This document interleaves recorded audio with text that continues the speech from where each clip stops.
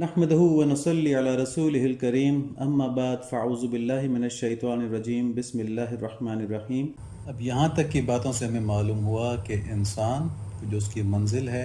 یعنی جنت یعنی اللہ تعالیٰ کے قرب کا مقام، وہ پورے کے پورے دین پر چلنے سے ملتی ہے، اور یہ جب بھی ممکن ہے کہ جب انسان کے دل میں آخرت کے حرص ہو اور وہ اللہ تعالیٰ کے قرب حاصل کرنے کے لیے خوب محنت کرنے والا ہو۔ اور یہ نہیں کہ کوئی انسان یہ کہہ کہ مجھ میں تو یہ صلاحیت ہی نہیں کہ میں دنیا میں رہتے ہوئے آخرت کے لیے حرص کر سکوں۔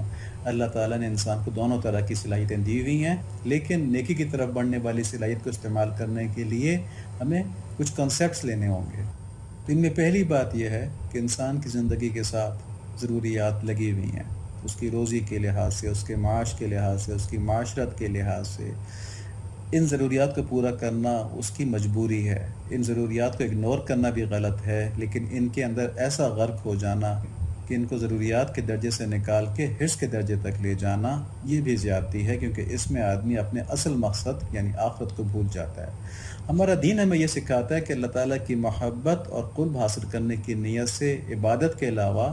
ہمیں کسی بھی اور چیز کو اپنا مقصد نہیں سمجھنا چاہیے۔ زندگی کی ضروریات ہمارے ساتھ لگی ہوئی ہیں، ہم ان کو پورا کرنے کی کوشش بھی کرتے رہیں گے، لیکن اعتدال یہ ہے کہ ہم دنیاوی ضروریات کو پورا کرنے میں بھی اپنی توجہ اللہ تعالیٰ کی طرف رکھیں، حلال حرام کی فکر رکھیں، تو پھر یہ دنیاوی مصروفیات جو ہماری خالص دنیاوی ضروریات پوری کرنے کے لیے ہوتی ہیں، یہ بھی عبادت بن جاتی ہیں، اور یوں انڈائریکٹلی اللہ تعالیٰ کی معرفت کا ذریعہ بن جاتی ہیں۔ اور ایک اور اہم بات یہ ہے کہ بظاہر ہمیں دنیاوی ضروریات ہماری کوششوں اور دنیاوی اسباب سے پوری ہوتی ہوئی نظر آتی ہیں، لیکن یہ نظر کا مشاہدہ ہے، یہ ظاہر کا مشاہدہ ہے۔ ایمان کی برکت سے ملنے والی معرفت یہ ہے کہ ہماری زندگی کی ہر ضرورت، ہمارے تک پہنچنے والا رزق کا ایک ایک تنکا، یہ اللہ تعالیٰ کی مشیت سے، اللہ تعالیٰ کے حکم سے ہمارے پاس پہنچتا ہے، اور امتحان کی غرض سے اللہ تعالیٰ نے اس کو ہماری کوششوں میں اور اسباب میں چھپا کے رکھا ہوا ہے، کیونکہ ہماری ہر کوشش تو کامیاب نہیں ہوتی نا۔ تو جب اللہ تعالیٰ کا حکم ہوتا ہے تو وہی کام ہو جاتا ہے، جب اللہ تعالیٰ کا حکم نہیں ہوتا تو لاکھ کوششیں کر لیں وہ کام نہیں ہو پاتا۔ تو جب یہ بات سمجھ میں آ گئی تو اس بات کتنا آسان ہے کہ اللہ تعالیٰ کی قدرت کو حقیقی سبب سمجھیں، حقیقی سبب سمجھیں۔ تمام اسباب کا جو اثر ہے وہ اللہ تعالیٰ کی قدرت ہے۔ جب یہ یقین آ گیا تو ضرورت کے درجے میں حلال ذرائع کو اختیار کرنا، یہ ہماری دنیاوی کوششوں کو بھی عبادت بنا دیتا ہے، اور ایسی کوشش نہ کرنے کو گناہ بنا دیتا ہے، کیونکہ اللہ تعالیٰ نے بھی حکم دیا ہے کہ دنیاوی اسباب میں میرا فضل تلاش کرو۔ دیکھیں سورہ جمعہ کی آیت نمبر 10 ہے، فَإِذَا قُضِيَتِ الصَّلَاةُ فَانتَشِرُوا فِي الْأَرْضِ وَابْتَغُوا مِن فَضْلِ اللَّهِ وَاذْكُرُوا اللَّهَ كَثِيرًا لَعَلَّكُمْ تُفْلِحُونَ۔ پھر جب یعنی جمعے کے دن جمعے کی نماز ہو چکے تو زمین میں پھیل جاؤ اور اللہ کا فضل تلاش کرو، اور بکثرت اللہ تعالیٰ کا ذکر کیا کرو تاکہ تم فلاح پا لو۔ دیکھیں یہاں پر بھی کہا کہ بکثرت اللہ تعالیٰ کا ذکر بھی کرو ساتھ ساتھ، یعنی پھیل جاؤ، اللہ تعالیٰ کا فضل تلاش کرو، نوکریاں کرو، کاروبار کرو، لیکن کثرت سے اللہ تعالیٰ کا ذکر کرتے رہو۔ ان نوکریوں کو اور کاروبار کو اصل مت سمجھو، اصل اللہ تعالیٰ کو سمجھو۔ سورہ قصص میں فرماتے ہیں، آیت نمبر 73 ہے، وَمِن رَحْمَتِهِ جَعَلَ لَكُمُ اللَّيْلَ وَالنَّهَارَ لِتَسْكُنُوا فِيهِ وَلِتَبْتَغُوا مِن فَضْلِهِ وَلَعَلَّكُمْ تَشْكُرُونَ۔ اس نے تو تمہارے لیے اپنے فضل و کرم سے دن رات مقرر کر دیے کہ تم رات میں آرام کرو اور دن میں اس کی بھیجی ہوئی روزی تلاش کرو۔ یہ اس لیے کیا تاکہ تم شکر ادا کرو۔ تو دیکھیں یہاں بھی بتایا کہ دن میں اللہ تعالیٰ کی روزی تلاش کرو۔ اور سورہ روم کی آیت نمبر 46 ہے، وَمِنْ آيَاتِهِ أَنْ يُرْسِلَ الرِّيَاحَ مُبَشِّرَاتٍ وَلَيُذِيقَكُم مِّن رَّحْمَتِهِ وَلِتَجْرِيَ الْفُلْكُ بِأَمْرِهِ وَلِتَبْتَغُوا مِن فَضْلِهِ وَلَعَلَّكُمْ تَشْكُرُونَ۔ اس کی نشانیوں میں سے خوشخبریاں دینے والی ہواؤں کا چلانا بھی ہے، اس لیے کہ تمہیں اپنی رحمت سے لطف اندوز کرے، اور اس لیے کہ اس کے حکم سے کشتیاں چلیں، اور اس لیے کہ اس کے فضل کو تم ڈھونڈو، اور اس لیے کہ تم شکر گزاری کرو۔ دیکھیں یہاں پہ دونوں آیتوں کے اندر فضل ڈھونڈنے کے ساتھ شکر گزاری کا فرمایا، اس سے پہلی آیت میں فضل ڈھونڈنے کے ساتھ کثرت سے ذکر کا فرمایا۔ تو ہر جگہ یہ فرمایا کہ فضل تلاش کرتے رہو مگر توجہ اللہ تعالیٰ کی طرف رکھو۔ اب یہی ہمارا امتحان ہے کہ کس کی نظر اسباب پر رکتی ہے اور کس کی نظر اسباب کے اس دھوکے کو چیر کر مسبب الاسباب تک پہنچتی ہے، یعنی اپنے رب تک پہنچ جاتی ہے۔ ظاہر کی آنکھ میں اسباب ہی سب کچھ ہوتے ہیں، سب کچھ وہیں سے ہوتا ہوا نظر آتا ہے، لیکن ایمان کی آنکھ ان اسباب کے پیچھے مسبب الاسباب کی معرفت کا پتہ دے رہی ہوتی ہے۔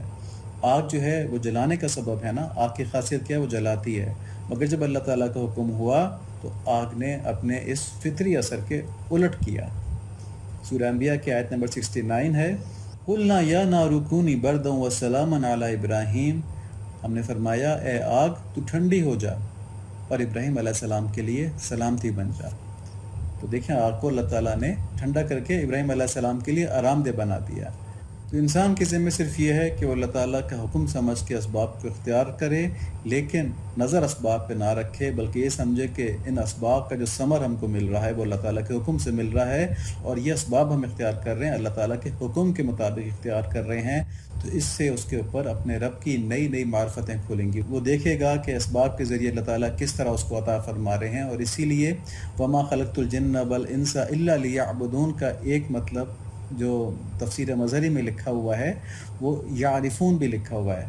کہ ہم نے انسان کو اور جنوں کو صرف اس لیے پیدا کیا کہ وہ ہماری معرفت حاصل کریں، یعنی یہ عبادت جو ہے یہ اللہ تعالیٰ کی معرفت کا ذریعہ بنتی ہے، اور معرفت جو ہے اللہ تعالیٰ کے قرب کا ذریعہ بنتی ہے، اور اللہ تعالیٰ کی محبت کا ذریعہ بنتی ہے۔ تو اس کا خلاصہ کیا ہوا کہ ہماری زندگی کا مقصد دنیاوی رنگ و زینت سے لطف اندوز ہونا نہیں ہے، دنیا کے رنگ و بو کے اندر کھونا نہیں ہے، بلکہ نظر کے اس دھوکے سے بیونڈ اللہ تعالیٰ تک پہنچنا اور ان کو پہچاننا ہے، اور ان کی عنایات کی وجہ سے ان پر عاشق ہونا ہے۔ پھر ہماری زندگی کا ہر عمل جو ہے وہ محبت کے ساتھ اللہ تعالیٰ کی عبادت ہوگا، چاہے وہ سونا ہو چاہے وہ کھانا ہو، کیونکہ پھر ہم جو کچھ بھی کر رہے ہوں گے وہ اللہ تعالیٰ کی رضا کے لیے کر رہے ہوں گے، اللہ تعالیٰ کی رضا کی نیت سے کر رہے ہوں گے۔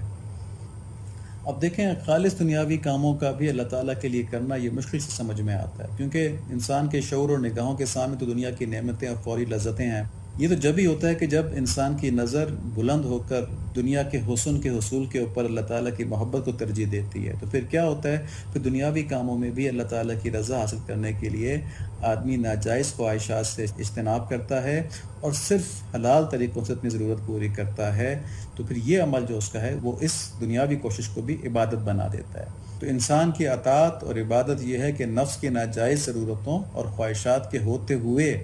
نفس کا مقابلہ کرے اور اللہ تعالیٰ کی طرف متوجہ رہے۔ تو اللہ تعالیٰ کی طرف متوجہ کیسے رہے گا؟ تو اس میں پہلی چیز تو یہ ہے کہ ناجائز کاموں سے تو تمام تر خواہشات کے ہوتے ہوئے بچے۔ وہ جو شعر ہے نا کہ دلے پر آرزو رکھتے ہوئے بے آرزو رہنا، دل میں خواہشات تو ہوں گی لیکن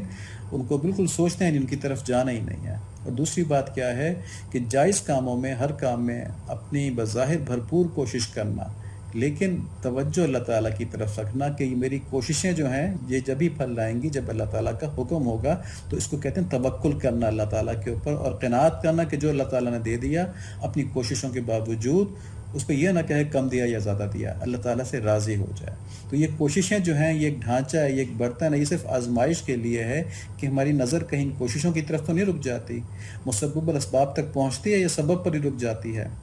اور یہ بات صرف دنیاوی ضرورتوں کے لیے نہیں ہے بلکہ دینی ضرورتوں کے لیے بھی ہے، کہ انسان کوشش تو کرتا ہے کہ میں بہت اونچے مقام پر چلا جاؤں، مگر اس کے مقدر میں جو اللہ تعالیٰ نے اپنے خود کا مقام لکھا ہے وہاں تک پہنچتا ہے، اور جو انسان آخرت کی کوشش کر رہا ہوتا ہے وہ اس پر راضی بھی رہتا ہے، سمجھتا ہے کہ میرے رب نے مجھے جو بھی دے دیا یہ اس کی عنایت ہے، میں تو اس کے قابل بھی نہیں تھا۔ اور دیکھیں اسی عاجزی کی تعلیم نبی صلی اللہ علیہ وآلہ وسلم نے سکھائی ہے، ایک دعا ہم کو سکھائی، اللہم انا قلوبنا و نواسینا و جوارحنا بیدک لم تملکنا منها شیئا فاذا فعلت ذلك بنا فکن انت ولیجنا واہدنا الی سواء السبیل۔ یا اللہ ہمارے دل اور ہم خود سر تا پا اور ہمارے اعضاء تیرے ہی قبضے میں ہیں، تو نے ہمیں ان میں سے کسی چیز پر بھی کامل اختیار نہیں دیا ہے، یعنی کہ ہم نہ چاہتے ہوئے بھی اپنی خواہشوں سے مجبور ہو کر اپنے اعضاء کو گناہ کے لیے استعمال کر لیتے ہیں، تو ہمارے اتنا اختیار نہیں کہ ہم ان کو روک لیں، کئی دفعہ ان کے آگے مجبور ہو جاتے ہیں۔ بس جب آپ نے ہمارے ساتھ یہ معاملہ کیا ہے تو آپ ہی ہمارے مددگار رہیں اور ہمیں سیدھی راہ دکھاتے رہیں۔ جب یہ عاجزی انسان کے اندر آ جاتی ہے تو پھر ہر کام میں اللہ تعالیٰ کے اوپر نظر ہوتی ہے، اور ہر لمحہ وہ مشاہدہ کر رہا ہوتا ہے کہ اللہ تعالیٰ کس طرح مجھے نواز رہے ہیں، اور یوں اللہ تعالیٰ کی معرفت بڑھتی جاتی ہے، اور یہ جو بڑھتی ہوئی معرفت ہے یہ اللہ تعالیٰ کا شوق مزید بڑھاتی جاتی ہے، اللہ تعالیٰ کی قرب کا شوق مزید بڑھاتی جاتی ہے، اور یہ مزید شوق جو ہوتا ہے یہ اللہ تعالیٰ کے اور قریب کرتا جاتا ہے، اور انسان اس طرح ترقی کرتا رہتا ہے، اور ایک وقت وہ آتا ہے کہ انسان کہتا ہے کہ یا اللہ آپ کے قرب کی منازلوں کی تو کوئی حد ہی نہیں ہے، تو میں کہاں پہنچ سکتا ہوں، جہاں تک پہنچا دیا ہے وہ بھی آپ ہی کا فضل ہے، لیکن مجھے یہاں پر بھی رکنے مت دیجیے گا، مجھے آگے آپ ہی لیتے جائیں، آپ ہی لیتے جائیں، میرے بس میں نہیں کہ میں آپ کے قریب ہو سکوں۔ تمہارے حسن نادیدہ کی جانب بے سر و ساما، لو گرتا پڑتا بڑھتا ہوں، تم ہی مجھ کو سنبھالو نا، آمین۔ تو تو یہ کیفیت حاصل کرنے کے لیے نبی صلی اللہ علیہ وآلہ وسلم نے ہمیں ایک دعا سکھلائی ہے، اللہم اجعل حبک احب الاشیاء الی واجعل خشیتک اخوف الاشیاء عندی واقطع عنی حاجات الدنیا بالشوق الی لقائک واذا اقررت اعین اہل الدنیا من دنیاہم فاقرر عینی من عبادتک۔ یا اللہ اپنی محبت کو میرے لیے تمام چیزوں سے محبوب تر فرما دیں، اور اپنے ڈر کو میرے لیے تمام چیزوں سے خوفناک تر بنا دیں، اور مجھے اپنی ملاقات کا شوق دے کر دنیا کی حاجتیں مجھ سے قطع کر دیں، یعنی کہ اپنی ملاقات کا شوق مجھے اتنا دے دیں کہ دنیا کی طرف میری رغبت ہی نہ ہو کہ مجھے کتنی ملی کتنی نہیں ملی، فکر ہی نہ ہو مجھے اس کی۔ اور جہاں آپ نے دنیا والوں کی آنکھیں ان کی دنیا سے ٹھنڈی کر رکھی ہیں، یعنی دنیا پرستوں کو جن کے دلوں میں دنیا کا شوق ہے، ان کو آپ نے دنیا کا سامان مہیا کر کے ان کی آنکھوں کو ٹھنڈا کر رکھا ہے، ان کی کوششوں کا مرکز بنا رکھا ہے، وہاں پر میری آنکھیں اپنی عبادت سے ٹھنڈی کر دیں کہ مجھے ایسا ذوق نصیب فرما دیں کہ میرے لیے تو بس آپ کی عبادت ہی سب کچھ ہو جائے۔ تو اس نعمت کو حاصل کرنے کے لیے خاص دینی مزاج بنانا پڑتا ہے، جس کے لیے اللہ والوں کی صحبت میں بیٹھنا پڑتا ہے۔ وہاں دین کی باتیں کثرت سے ہوتی ہیں، وہاں پہ فرض و واجبات کے بعد نوافل کی کثرت پر زور دیا جاتا ہے، اور پھر دنیا کا جادو اترتا ہے۔ دیکھیں تقویٰ حاصل کرنے کے لیے اللہ تعالیٰ نے کیا بتایا، سورہ توبہ میں آیت نمبر 119، یا ایھا الذین آمنوا اتقوا اللہ وکونوا مع الصادقین، کہ ایمان والو اللہ سے ڈرو اور سچوں کے ساتھ ہو جاؤ۔ ہم اس آیت کو پہلے بھی دیکھ چکے ہیں۔ تو ایک تو ہو گئی صحبت صالحین، صحبت صادقین۔ دوسری چیز کیا ہے؟ کثرت ذکر۔ ہم نے پچھلی آیتوں میں بھی دیکھا اللہ تعالیٰ نے فرمایا کثرت سے ذکر کرو۔ ہم کچھ اور آیتیں بھی دیکھتے ہیں، سورہ احزاب کے اندر آیت نمبر 21 ہے، لقد کان لکم فی رسول اللہ اسوۃ حسنۃ لمن کان یرجو اللہ والیوم الآخر وذکر اللہ کثیرا۔ یقیناً تمہارے لیے رسول اللہ میں عمدہ نمونہ موجود ہے، یعنی اللہ تعالیٰ نے جو نبی صلی اللہ علیہ وآلہ وسلم کو زندگی عطا فرمائی ہے، ان کے جو اعمال ہیں، ان کی جو سنت ہے، اس میں تمہارے لیے بہترین نمونہ موجود ہے۔ ہر اس شخص کے لیے جو قیامت کے دن کی توقع رکھتا ہے، آخرت پہ یقین رکھتا ہے، اور بکثرت اللہ تعالیٰ کو ذکر کرتا ہے، یعنی جو اللہ تعالیٰ کو کثرت سے یاد نہیں کرے گا، اس میں غفلت کرے گا، وہ اس بہترین نمونے سے بھی غافل رہے گا، اس کی حقیقت کو پہچان نہیں پائے گا، اس کی عظمت کو پہچان نہیں پائے گا۔ تو یہ اہمیت ہے کثرت سے ذکر کرنے کی، کہ ہم سنت کو بھی اسی کے ذریعے پہچانتے ہیں، کثرت سے ذکر کرنے کے ذریعے۔ سورہ احزاب کی آیت نمبر 41 سے 42 تک ہے، یا ایھا الذین آمنوا اذکروا اللہ ذکرا کثیرا، مسلمانوں اللہ تعالیٰ کا بہت ذکر کیا کرو، وسبحوہ بکرۃ واصیلا، اور صبح و شام اللہ تعالیٰ کی پاکیزگی بیان کرو۔ تو دیکھیں مشائخ ہمیں اسی کثرت کی تو عادت ڈالتے ہیں، یہ ہم دنیا داروں میں بیٹھ کے ذکر کی کثرت حاصل نہیں کر سکتے۔ اب تھوڑی دیر اللہ تعالیٰ کی بات کریں گے نا، ذکر تو دور کی بات ہے، اب تھوڑی دیر اللہ تعالیٰ کی بات کریں گے، لوگ اٹھ کے چلے جائیں گے، کوئی اور ٹاپک آ جائے گا، کسی فلم کی بات شروع ہو جائے گی، کسی پلاٹ کی بات شروع ہو جائے گی، تو وہاں نہیں کر سکتے۔ یہ کثرت کی عادت صرف مشائخ کی صحبت میں، اہل اللہ کی صحبت میں بیٹھ کر ہی ہو سکتی ہے۔ اللہ تعالیٰ اس زندگی کی مہلت ختم ہونے سے پہلے ہمیں یہ سمجھنے کی توفیق نصیب فرمائیں، ہمیں اس پہ عمل کرنے کی توفیق نصیب فرمائیں کہ ہم اہل اللہ کی صحبت میں بیٹھ کے اللہ تعالیٰ کے قرب حاصل کرنے کا ذوق حاصل کریں، کثرت سے ذکر کرنے کی عادت ڈالیں، جس کی وجہ سے ہمارے اوپر دنیا کی نعمتوں کے بھی دروازے کھول دیے جائیں اور آخرت کی نعمتوں کے دروازے بھی کھول دیے جائیں۔ آمین۔ اللہم صلی علی محمد النبی الامی وعلی آلہ وصحبہ وبارک وسلم تسلیما کثیرا کثیرا۔